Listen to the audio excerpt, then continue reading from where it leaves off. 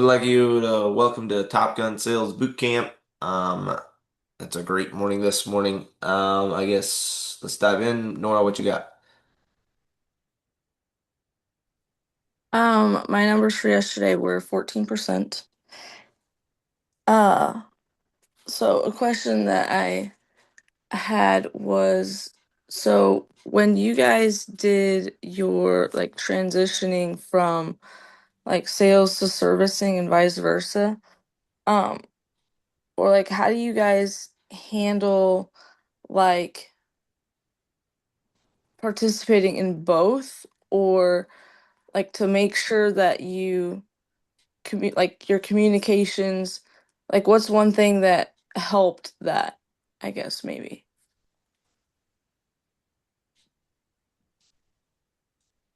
Kenny, your thoughts?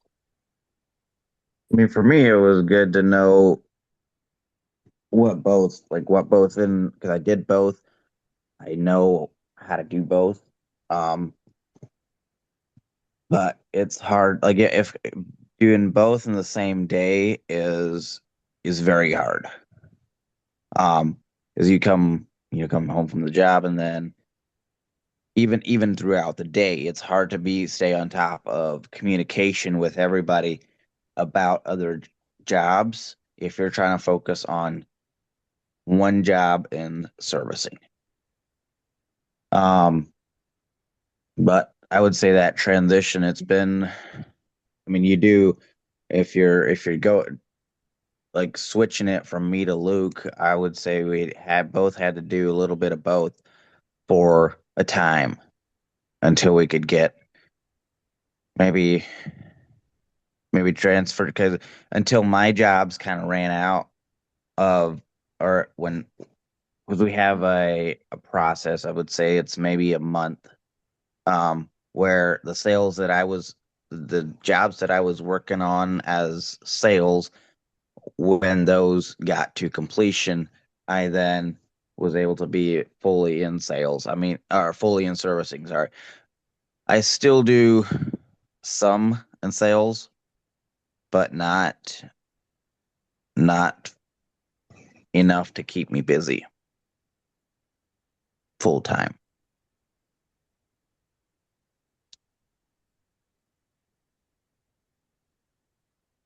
But Okay. I think for me the biggest thing was probably communication.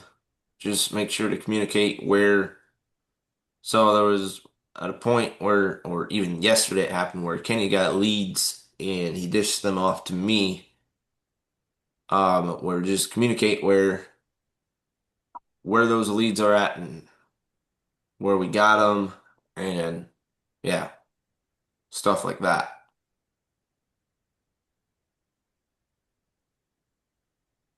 Okay. Or does that help? Or is there something Yeah. else? No, yeah, it does. Yep. Thanks. Anything else you got? I don't think so, no.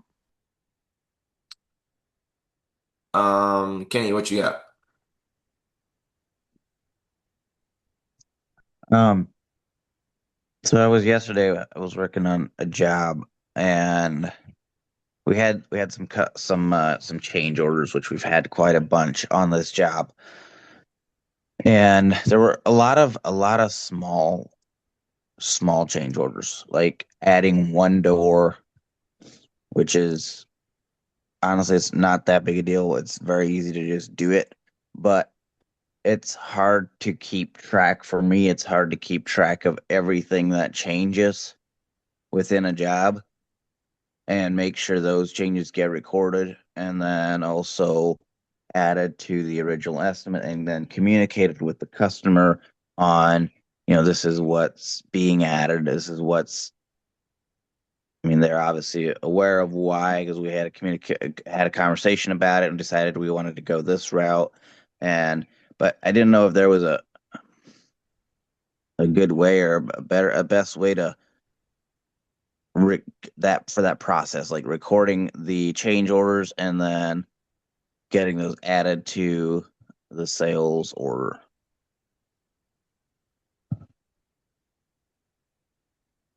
I would for sure get them a price on the change orders before you do the change orders or agree on a price.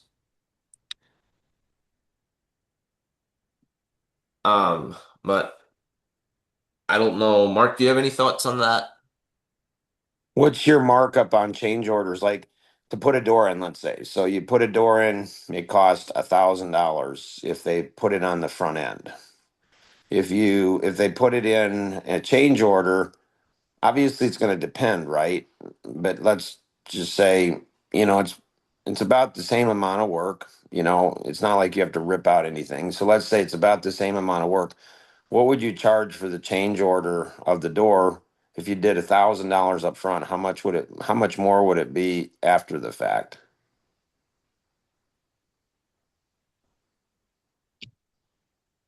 We don't have a set price, so like it's more like guesswork, honestly, which I don't Right. like. Um, But do you look at my it kind of like if you'd done it at the beginning, this is what it would cost, or do you do a markup because it's after the fact? I like to do markups because after the fact, and that would be usually that would be I would say 30 to 50% markup. Yep. Good. Good. So yeah, there's a whole bunch. It gunks up the entire system. Gunks up the entire system. So once Roseanne and I, we were looking at buying a new house, and it was semi-custom, and I think somehow in the conversation, like Rosanna wanted a window seat, and it's like somehow it's like 15,000 if you order it on the upfront, and it's like 25,000 if you order it after the fact. And I thought, Yeah. that makes sense. Like if you're doing, so there's a whole bunch more work that the owner and the customer don't realize. And so obviously if you can do a better job planning, if you can do a better job planning on the upfront, you and the customer, then you have less change orders. So, problem solved if you have less. So how do you do that? It's like, do you educate the customer and say, typically, like if we do something on the upfront, plan it all out, that's on you, it's on us, and so if we do that, it's going to save you 40% additional cost because it's just going to flow. And so do you do that? I mean, technology, there's technology. And so it would seem like either you guys don't have the technology that helps you to streamline it, or you don't know how to use the technology that you have, or it's not that great with that technology. I would One say of we have those. the technology for certain areas, but once it comes to like this job is an interior we're finishing out the basement. Yep. And we don't for that kind of work, we don't have the Yep. technology to make that flow. Yep. So, yeah. Um, can you jury rig the technology you have? Maybe. Do you just live with it? Maybe. Do you do the stupidest thing in the world and say, maybe we ought to develop our own technology? Are you guys using the other technology yet from the other guys? No. Okay. Did you guys change direction on that?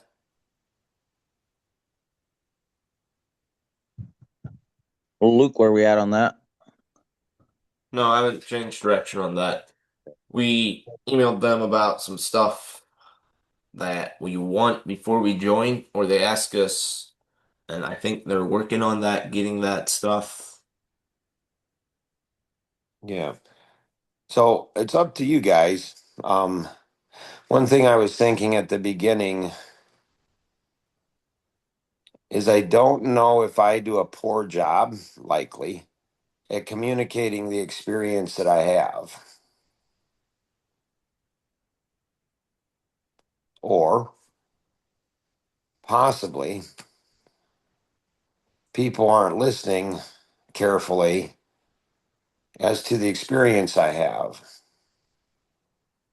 So in the past, I would often explain to people when I see it, hey, I have experience in this area. Now I'm just like,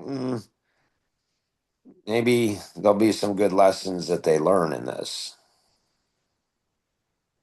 by doing it on their own. Like I could help them, but they didn't ask. So I'm just going to let them kind of struggle through it. So you ask in this situation, Luke, so there's a fair amount of experience that I've got in this stuff. And so there's multiple different options, which one's the most. But I mean, if I were you, I'm not. It's up to you guys. But if I were you guys, I would keep me highly in the communication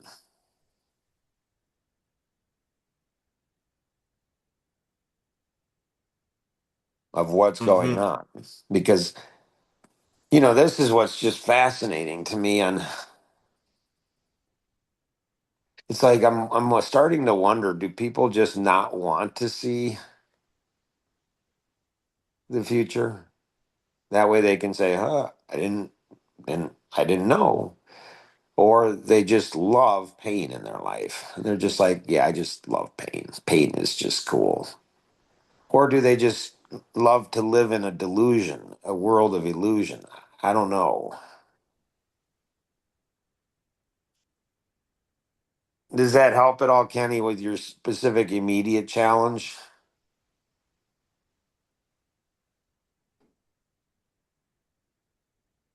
Yeah, I think so. Is this new technology? Do you think this might help or not?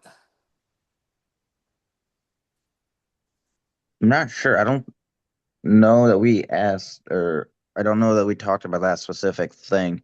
I could see Def working better, yes, where like a line item would be, one change order, but I don't remember that we talked about that specifically.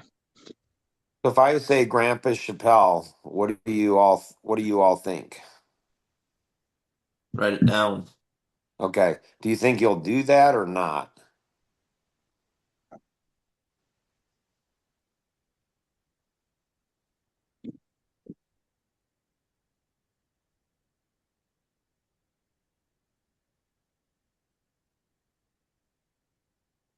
Yes.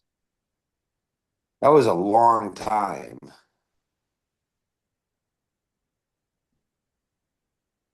That's a really long time to respond. You're I very want confident that I'm gonna write it down. right. So when I was doing on the class 5+ rafting, I was thinking, what if Jason and Luke and Kenny were out here with Ben and I in this raft?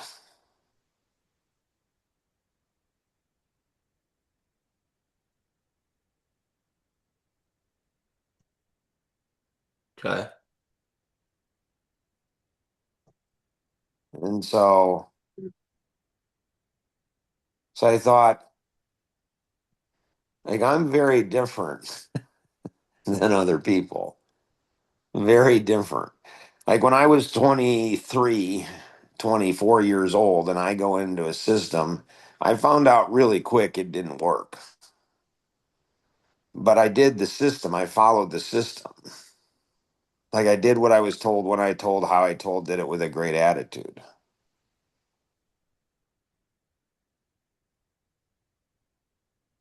And and then when it didn't work, I just went ahead and says, well, what's working and what's not working? And how am I going to fix it? How am I not going to throw the baby out with the bathwater? How do I go ahead? Okay, there's concepts in here that are really great concepts. I mean, these things are really great concepts. Um, but the execution, it's like they said to execute, Mark, do this. I did it. When I did what they asked me to do, I came back and they said, well, it cost too much. But you told me to do this. Well, we're telling you now that you can't. Really, I've extended myself out, and now you're saying you can't. I can't do what you told me to do. Yep. Well, that kind of stinks. But, I don't whine about it. What's the word? I don't create a fuss about it. I forget the word. Anyways, I'm going to memorize that word. It just is what it is, and so I just go around it. It's like, and so Ben on this trip, like we've done so much hiking, like it's insane. I mean, it is insane. So I asked him what he was thinking, and he says, it's really interesting, Dad. I love that you're 60. I have a 62-year-old dad that'll go on a class 5 and be fine. And then he keeps up with me when I'm hiking, and it's fine. Like, and he's, you know, and he said, like Lane, one of his friends, he met at the Spring Fest. And I remember from maybe 2 years ago, a year or 2 years ago, he says, I can't believe your dad remembered that, like that specific conversation. He knows. He's like, oh, it'll be wild what he remembers. So are Luke and Kenny, are you both going to remember what I said about that software?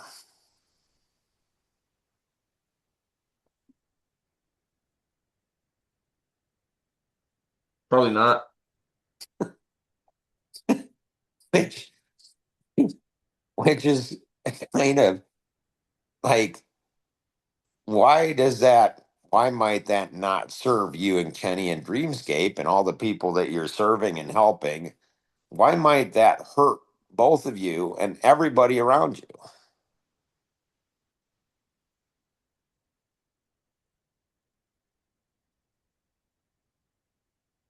Because that's not, yeah, that's not, I mean, you have to remember stuff, and Like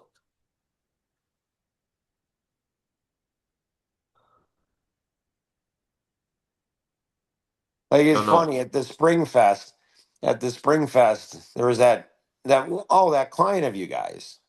She and her husband are there. And she's like, you guys are going on a rafting? Yeah, class 5 in West Virginia. Yeah. Like, what's the plan? Ben's like, I don't know. She's like, Mark, what's the plan? I don't know. Ben's planning it. You guys don't have a plan? No, it's just two of us. And we were saying how cool it was. It was just two guys.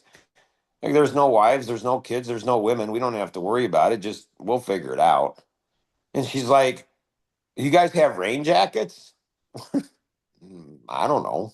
Maybe, maybe not. I don't think so. I don't know. You got to have rain.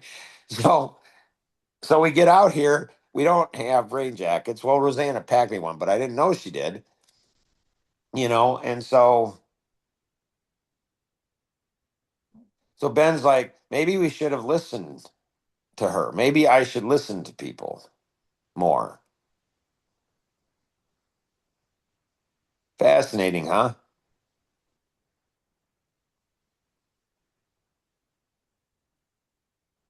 I thought it was.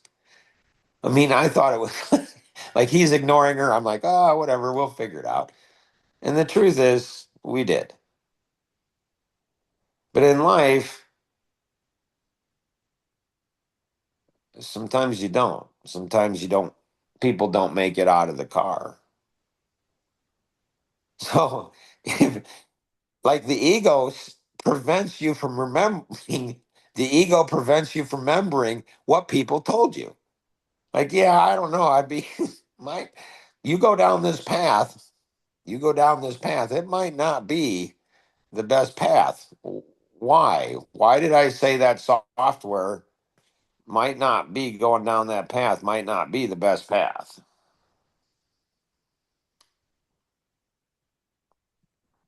We lose our data. Um, and then when we go to switch or we can't, they won't let us, or they'll keep the legal liability and building our own if we decide to do that. Yep, those are things. I don't know if I said those, but yeah, those are legitimate things. But the number one thing that I said is you might find that you're putting in more work giving them direction, and they'll work with you up until they won't. They're not going to be as fast as you guys are. I don't know if you guys have noticed this about yourself, self-awareness. You're both kind of impatient kind of guys, But I've right? noticed that, yes. Yeah, and you guys jump from one thing to another thing to another thing to another thing. It's like ADHD. Right. We had a Right. great coaching call on Monday about that. Nice. Nice. So, and so, you know, you get, you get into it, you get into it. And so, like, I don't know, do I teach you guys how to give the impression that you're listening when maybe you're not? Like, Nora, should I teach these two guys how to give the impression that they're listening when they're maybe not? Is that lying?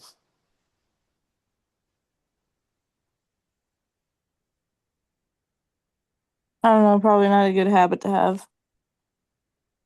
So I shouldn't teach them that?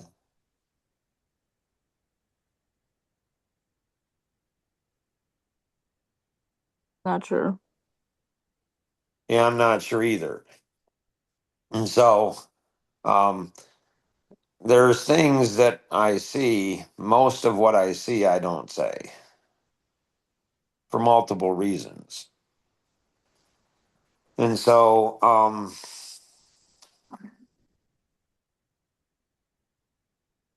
like when Tom Coons tells me a story, man, I write that on my heart, tattoo that on my heart.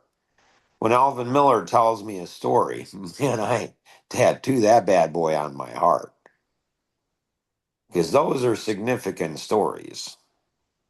I don't know if you guys do that so much.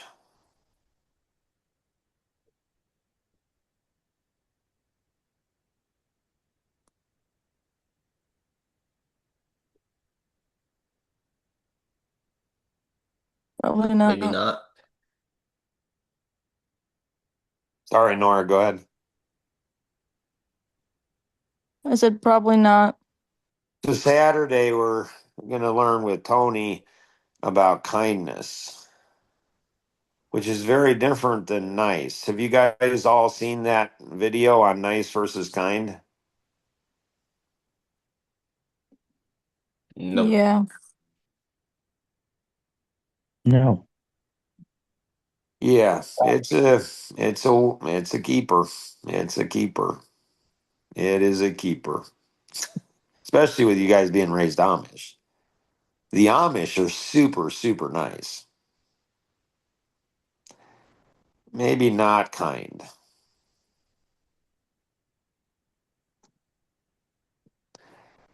So we're going to be learning about that, and I think my hope is that it talks about, it talks about that we learn about empathy and how to teach empathy because let's say people like this is the other thing I learned. Like I learned something. I'm learning a lot. Like I should be on vacation all the time. Like cheapers. Like another thing is that when people watch podcasts or listen to things they don't realize they don't apply it to themselves. It's the weirdest thing. Yeah, this doesn't apply. Like I don't need to do this. And the other thing that people don't realize is people don't realize like if little boys are reckless in tricycles, they're going to be reckless on motorcycles and cars. And if somebody's sloppy and lazy and they're reckless, they're not paying attention, they're probably going to be a bad driver. Like people, like I'm like stunned. I'm like, how can you not know these things? But people, it's almost like people don't want to know things. Then they can be selfish but think they're really caring and think they're really smart, think they're really good students, but they're none of the things. They're lying to themselves. And it's like, jeepers. And so, it goes back to, the first story of the first, my first hire. when I was in the mortgage industry in sales. See, if any one of the three of you don't succeed, will the other two care about one another? I don't know that you will. I don't know that you'll take any responsibility. I don't know that you'll be like, man, if we'd have managed up and out, maybe that person wouldn't have bit the dust. Things happen. It is what it is. Like it's not my responsibility. Like going all the way back to, I'm not my brother's keeper. Okay. Patrick has an interesting thing on that. What else do you guys have? For me, it's probably how do you handle when the customer doesn't have a raving fan experience? Well, it's just like if you're in the wild and you go ahead and get a cut and you're bleeding. Do you know how to handle that? Yeah, you Like gotta stop the bleeding. you have to stop the bleeding. You don't, why'd the cut get there? No, you stop the bleeding. So you've got to go ahead and turn, you got to go ahead and address that situation. And so in personality masteries, if you guys were going through the training in personality masteries, um, like you probably, hopefully, if you connect dots, you'd know different personalities have pain for different reasons. The reason they didn't have a positive customer experience is because of their person. If you try to solve somebody else's problems, their lack of customer experience based on your personality is probably not going to work. You've got to understand their personality, get down to the core, and you got to understand how each of the four personalities, and if you're dealing with a spouse, you've got twice as much or four times as much to deal with. So it's not, well, just do this. It's not, it's not simple. It's not easy. It's just like, oh, just do this and it fixes it. Once you get the bleeding stopped, then you can look at and say, okay, is there any long-term injuries?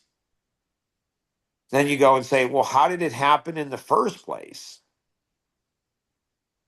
And you solve it at the core so it does so the person doesn't keep having it happen again. Does that help, Luke? Mm-hmm. Anything else any you guys have? I don't think so, not for me. So Nope. 1 to 10, how'd it go without me?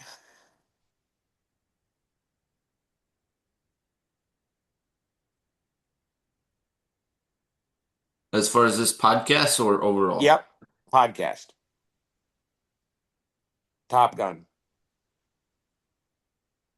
maybe like a 5. Nora. I was thinking like 7. Kenny. 6. So um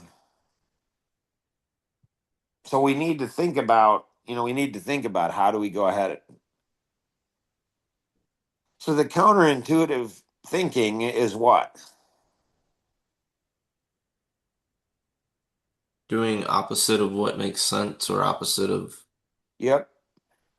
And so what makes sense?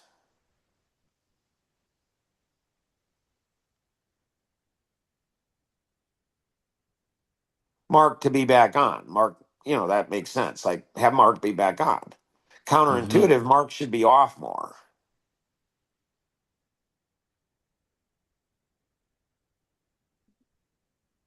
mm-hmm. So that's counterintuitive. And so, should he be on every other day? Should he take 1 week on and 1 week off? Where what do I want? What's my vision, passion? What do I want it to be?